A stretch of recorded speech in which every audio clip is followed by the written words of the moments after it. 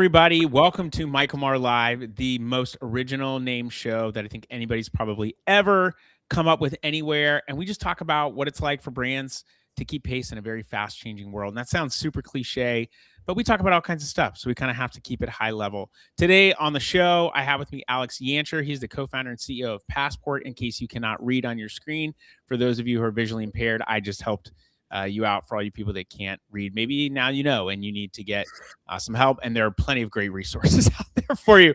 Anyway, Alex, welcome to the show. Thank you, Michael. Thank you for having me. Yeah, of course, man. I appreciate you being here. We were chatting a little bit beforehand.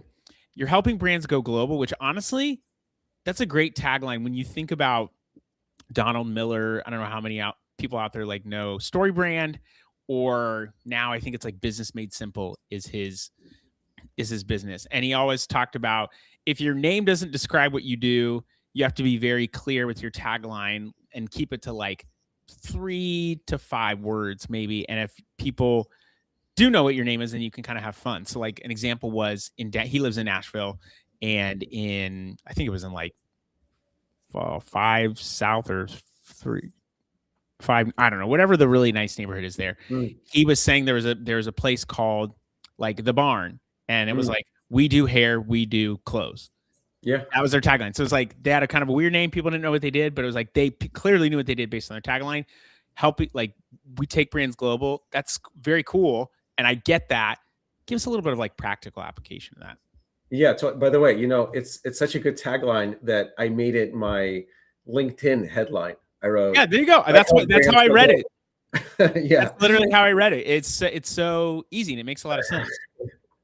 Yeah, totally. So, practical application. I mean, brands need a lot to go global. They need to make sure that they're in fiscal compliance, that there's regulatory compliance needs are met.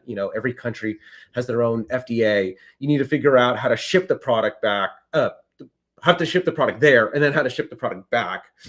Returns a whole beast of a problem to solve in international. And you have to do it all profitably, right? And every country has their own duty and tax regime where they're, assessing where the thing was made and charging you a certain amount. So it's kind of a lot. And that's like on the logistics side.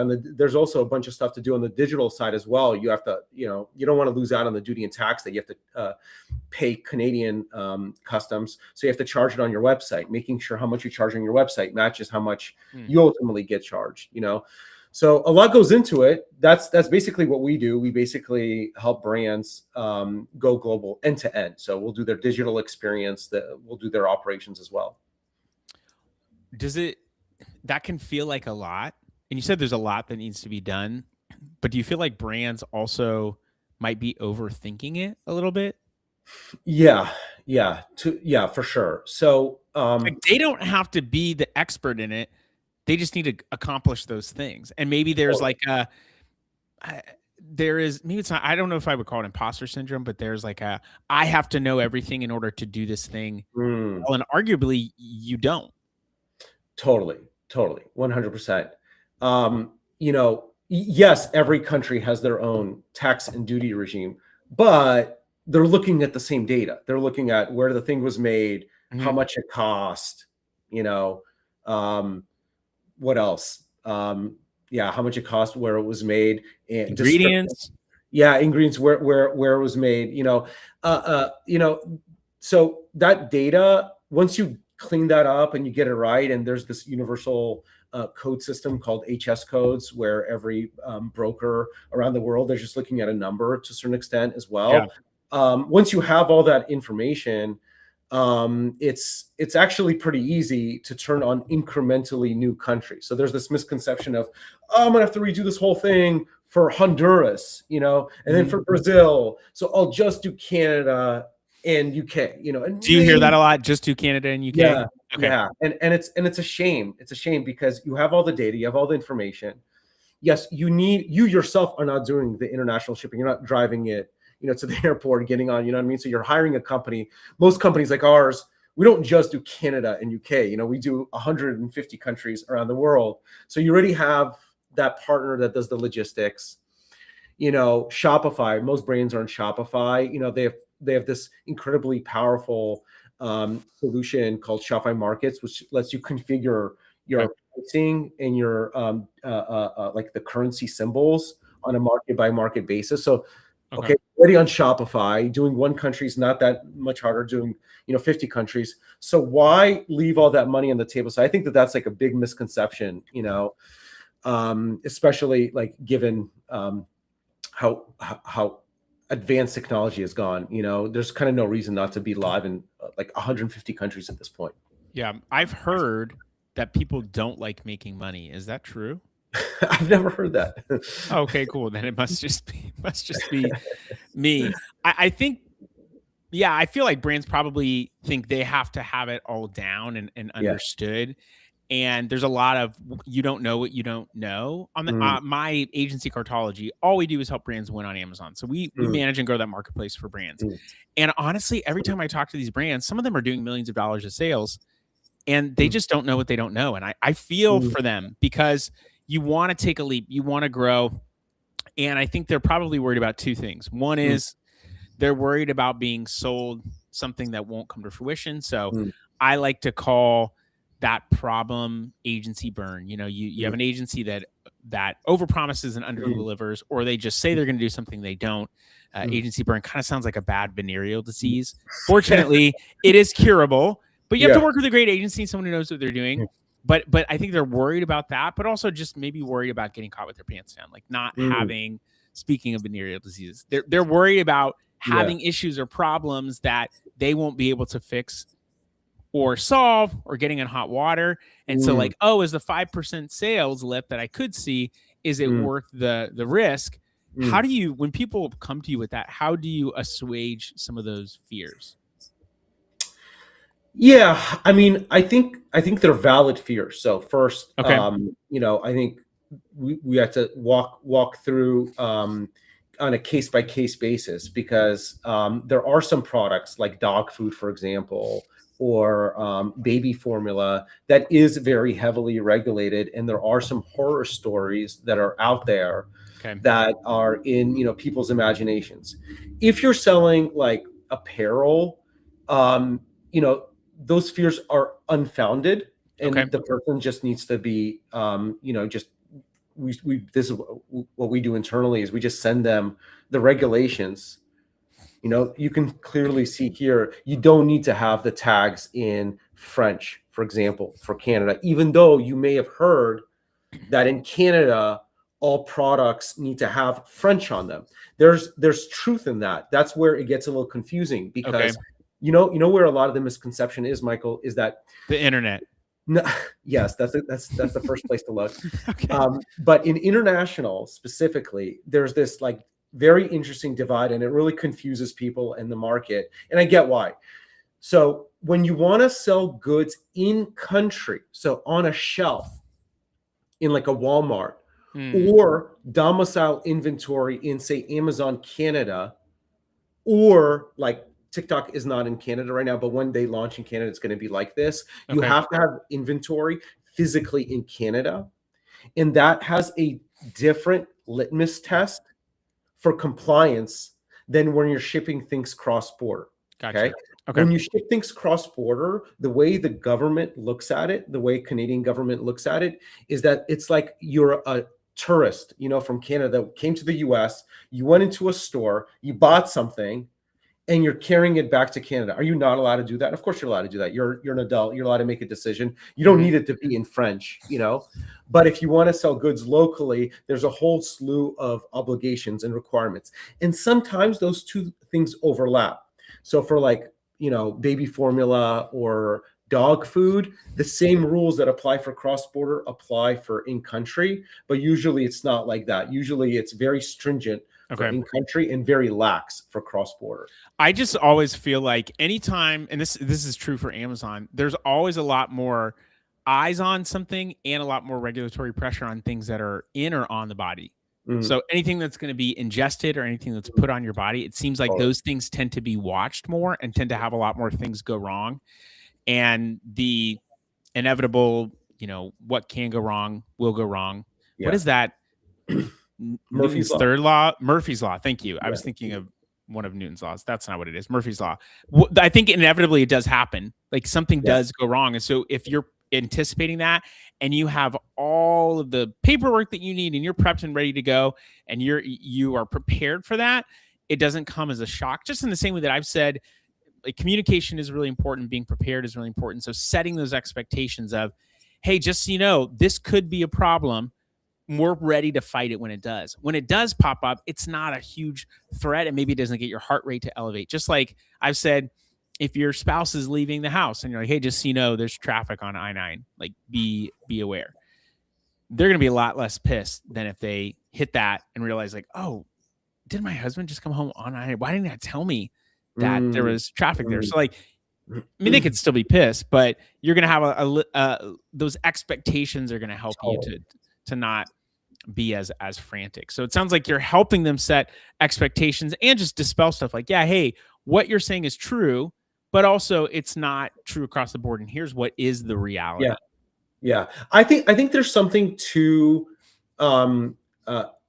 doing too much is also bad, you know? Like if we can save a brand from going down rabbit holes of filing for things that they don't need to file, we've come into situations where they were knee deep in regulatory filings that they just didn't need, and maybe somebody in Europe was confused or upsold them on something, and they're doing all these registrations, and it's like, that's also not great. It's also not great to need a registration and not have it and be live in the market. They could shut you down. They could prevent you from ever selling there again. And you don't want to close off this, addressable opportunity for yourself.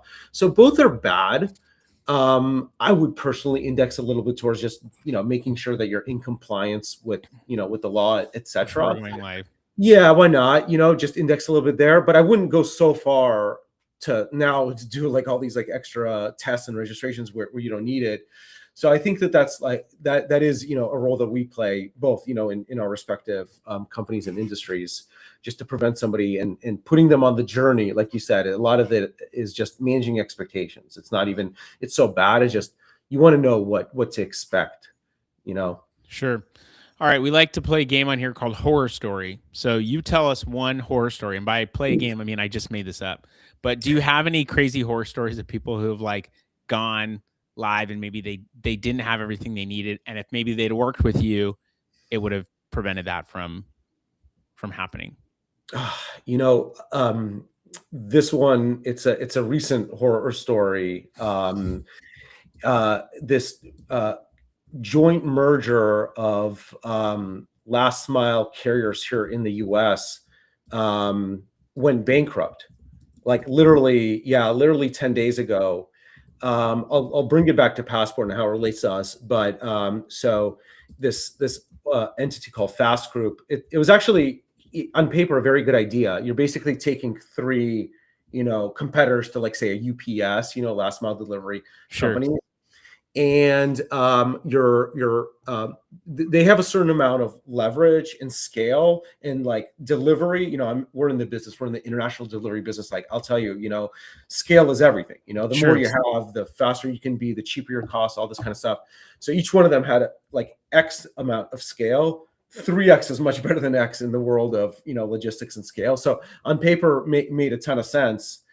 But couldn't get their costs under control. I'm not really sure, to be honest, exactly what happened there.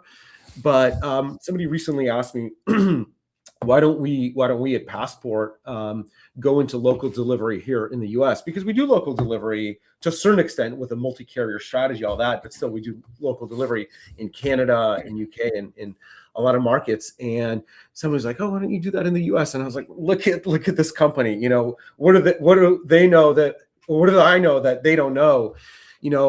Just horror story, just to like leave customers and employees, in a tough spot, obviously the owners, it's just the whole thing is like rough, and it's a very competitive market here in the US. So I don't know, just kind of interesting situation happening right now.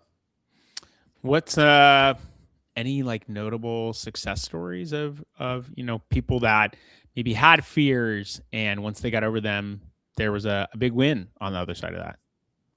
Oh yeah, absolutely. Absolutely. I think, all you mentioned this earlier. I think it's like a great category to call out here, but like anything that's like edible, like ingestible, and then you put on your body, people are always nervous about the Okay. regulatory compliance around it because of like FDA.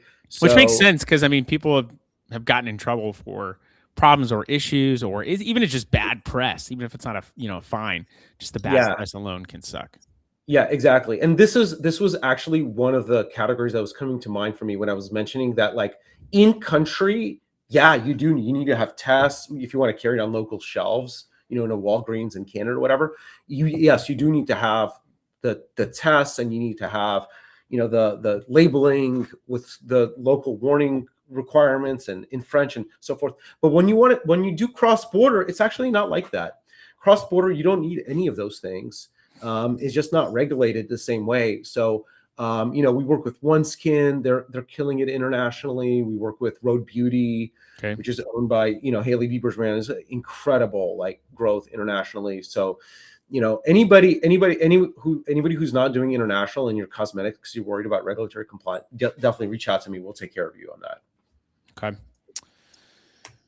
What do you think brands should know that maybe they don't already know from what you've shared? Obviously, you've said that there's some fear maybe that people shouldn't have. There's a lot that's going on. So there is a lot that needs to be done, but maybe it's a valid fear but not founded in reality. Is there anything that you're just like, you could say one thing to a brand who's like, yeah, I'm worried about going international? What's one thing you would say to them? They just like, oh man, okay, cool, glad I know that now. Yeah, I would say that, okay, we kind of talked about like logistics, we do that, all that. But what I'm so excited by is the new AI capabilities that are going to help brands internationalize the top of funnel and create these incredible international experiences. Snap your fingers, put in some prompts, translate everything better than it's ever been done before. You could translate slang now essentially with LLMs. Okay. And it just opens up the world. Like if international before, from when I started Passport 9 years ago to this day forward, has been somewhere between, like, let's say 10%, 10 to 15%. And some brands that really kill, they do 25%. I think that now that number is going to creep up to 25%, because the top of funnel can really be replicated. Whatever you're doing in the US, you can do it internationally, with some of the AI capabilities that are out there now. So it's just something to look out for. That the addressable opportunity is even bigger than it's just the biggest it's ever been, in my opinion. What is AI actually going to do for these brands? Like a million things. I mean, like, let's start with like ads. Take my American ads and Canadiify it. So instead of showing Ooh, is statue, that a word? Did you just come up with that word? I Canadiify it? coined it. Yeah, and And put in like a trademark, you heard it here maple leaf. first. Put a maple leaf instead of a hamburger or something, whatever. Like trade the symbols between countries, and they could also do translation better. This has been a complaint about translation, partially why we don't really do translation, because it's a very it's a problem that I think at this point should be solved with AI and LLMs. There's a localization that's needed in these translations. Yeah, It that's right. can't I just agree. be generic. So do you feel like AI is capable of doing that Yeah. localization that's needed? Okay. I don't even just feel like I've seen it in the wild, Okay. and you could kind of like play around with it with like any of your Spanish speaking friends or whatever other language. Just like say something in slang and see if they hear it in slang in the other language. And it just, that's how it works now. It's like, it's just incredible. So some of that Okay. like nuance that gets lost with ads, like puns or like event-based stuff, like Valentine's Day is coming up, you know what I mean? Like, do they celebrate that in other cultures? That's something that LLMs are incredibly good at. They could really replicate that experience in the nuance of it, in another market. Should I start a brand and just go international with you right now? Is that what you're saying? Let's do it, Michael. Let's run it together. Oh, what about, so you talked about food, you talked about maybe like supplements, things in your body. What about alcohol? Do you work with any alcohol brands? No, alcohol's tough. Okay. The taxes are ridiculous, Okay. like ridiculous. Yeah. And it just doesn't really work. And the shipping is very expensive and hard. We don't do it. We try to make it a thing at some point and just kind of gave up on it. It just, the economics didn't make sense. The juice is not worth the squeeze. Yeah. Yeah. Okay, you've said some stuff that I've just seen you post a little bit about tariffs and really providing an informational point of view. Like, hey, just here's stuff to be looking out, to be thinking about. And there's like, obviously there's political lean to these things, but like, it didn't seem like there was a lot of politicization of it, which was cool. You're just providing information to people. Is that true? Is that fair to say? Yeah. I'm trying not to be, you know what I mean? Okay. What's the point? You know, I agree with you. I think it's good to be involved in politics. I also think that we should be able to disagree and still live our lives together and not hate each other because we see things differently. But that's a whole other podcast. Yeah. But what should people be? It seems like this week you said is really important when it comes to tariffs. Like, what should brands be thinking about? Should they be anticipating some negative changes? Should they be maybe kind of less fearful than they should be? What are some things they should be thinking about this week? Well, for starters, today was supposed to be the day that the Supreme Court was going to rule on the constitutionality of Trump's tariffs. Okay. And it's a big landmark case. It's, obviously making headlines. They punted on it for the third time. I'm not sure I'm not sure if there's anything to that. It might just be a procedural thing. There might be some, hints of what that means, but I'm not sure what it means, to be honest with you. I think the betting markets would be the best place to see. I'm not, and I haven't looked at them today yet, but actually I'd be interested to see if you pull that up, Michael, on your end. But on it's been trading at about like 25% likelihood of Trump winning. You know what I mean? So it bounces around between 20 and 30. But yeah, is there all those tariffs are executive orders?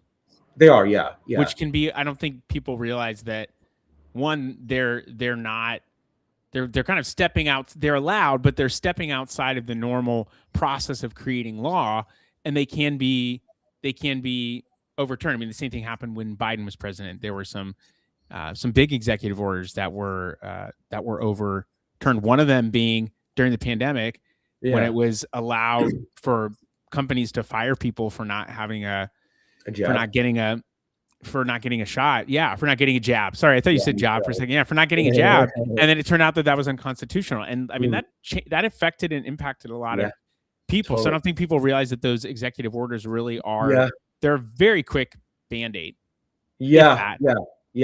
The thing is about this one, is that he has multiple avenues to enact tariffs. Outside of the avenue that he's on right now. So as the saying goes, if one door closes, another door opens. So I don't know if this is going to change anything in practice, at least for the foreseeable future. He could also go through Congress and get it passed, and we'll see what happens in the midterms and et cetera, et cetera. So this is far from over, irrespective of what the Supreme Court rules. Obviously, if they rule in favor of Trump, then it is over. But if they don't rule in favor of Trump, it just opens up 10 other things that, a Pandora's box of other possibilities here. So that's happening. That's like, I guess we're going to hear this time next week. I think that's the schedule that they're on, or not, or the following week. And then the other big thing is, actually there's two big things. So first of all, this whole year, it was like supposed to be the calmer year. We're kind of putting the trade war and tariffs behind us in 2025, and we're able to take a breather, but it's not happening that way. The Iran thing, Trump on Truth Social said anybody that's trading with Iran is going to get hit with 10%. And a lot of countries trade with Iran, right? A lot of big countries trade with Iran. China trades with Iran, China trades with Iran. That's a big one. I think like most of the Asian countries in some form or fashion trade with Iran, but China, which is a fourth, of our imports still, or something like that, trades with Iran. So what does that mean? So 10% higher on our goods now from China. What does Yeah. this mean with like other, deals that we've made with them? And then is it even happening? Like I'm to this day, I'm not really sure. I'm not really sure I where think that's it my stands. same position is will this even go into effect? Because there is a lot of, it feels like there's a lot of bravado in the negotiation Yeah. of things. People have Right. talked about like the art of the deal, Right. but it's like, Right. let's don't panic. Let's wait Right. until things are Right. actually finalized. Now, there were some people who were impacted by some of those, very, very crazy Yeah. large tariffs in the very beginning, where I think it was, 50, 100%, whatever the case might be. Yeah. There were ways around it. A lot of our clients, we talked about putting stuff in a bonded warehouse Sure. to, avoid getting those tariffs. But I think just Yeah. like, let's wait and see what actually Yeah. happens. Yeah. This is how this is how I feel about this Greenland thing. Like Okay. we're not going to war. We're not going to war. I can promise you that. We're not going to war over Greenland. Yeah. These tariffs, again, this is like his like vintage Trump playbook. Yeah. People who kind of know it at this point, in game theory, like you can't really do this kind of thing when there's multiple games, because people are going to be like, wait, he did this last time. Let's just all not react. Let's not do anything. We've seen him do this 5 times. Let's not do anything. Let's wait him out. Let's not call his bluff. But no, that's not how it happens. But I think it's because I think there's a psychological aspect, which is like people want to be, and I think I really don't know. He might know this, he might not, but like people want to be heard. They don't want to be seen as wrong. So they feel like and in an economy where being first to market, and like a news economy, being first to market feels like the most important thing, although it is arguably not, because people get stuff wrong so often. Being first to market or responding quickly, oftentimes I think does you a detriment. Yeah. I mean, I think that the media just doesn't know how to report on like multi-dimensional situations playing out. Like it is a juicy headline. Trump enacts 10% tariff on Netherlands, whatever. But like the real headline is Trump, he's done this before. Like it's a headline that's so much longer to write, and that people he's always pulls back. read. Like you need something kind of clickbaity, so you're kind of like fitting the like the message. Yeah, but that's not really what's happening. You're fitting the format of what people can digest, which is read the headlines. Yeah. But there's a reason why Joe Rogan and Theo Von and all these other people's podcasts that are long format, multiple hours in some cases, that people are watching these instead of legacy news media, because it does not tell the whole story. Yeah. It's often inaccurate, and there's not a lot of, everyone's like most trusted news source. And it's like, yeah, but no one believes that. Yeah, for sure. And it's tough. I mean, maybe they should be creating more long form stuff, but it's tough because, that is like, you can't only have this as a headline, you know what I mean? So they got to go with something. But it's too bad. Because it's just like, it's not really what's happening. Maybe it plays into what Trump wants to do. So, he kind of wants that as a headline. He wants the other side to panic, Yeah. You ever seen the episode of The Office where Michael Scott has the watermark that shows up, and it's like, a cherished cartoon mouse is having, sex with a cartoon duck or whatever, which is like supposed to be, I'm guessing, Mickey Mouse and Donald Duck. Which, as a Disney fan, it doesn't really bother me, but it's kind of funny. But they can't even use those like actual characters because they're trademarked. Anyway, he's like, business does business as it should, apologizes to fan or to customer, makes things right. It's like this really long title. That's what you're talking about. We need longer titles, because people are only reading the titles anyway. Just make the article 2 sentences long to explain the things. And then you honestly, like a news site where you tell the whole story in 2 sentences with the nuance, and it's just big and bold. Boom, now you're done. That's the news site. Yeah. Totally. No, I love it. That makes sense. Alex, if people want to, you've been great, man. And even if you weren't, I wouldn't tell you to your face, but you have really been great. I'm just kidding. You're having fun, and you've given us information on everything from tariffs to going global to, you know, how people can integrate with Shopify. So there's a lot there. People want to know more about what it is that you're doing. Tell them where they can find you. Yeah. So you can find me on LinkedIn. I try to post a lot about what's going on in the world of trade and tariffs. My name, Alex Yancher, just look that up. My email, alex@passportglobal.com. And on Twitter, my name again, just Alex Yancher. All right, people, you heard it here first. Alex Yancher, you want to go global, or you want to know about tariffs or how to write a proper news article? Find them on LinkedIn or find them on X. Until next time, everyone. Thanks, Michael. Cheers.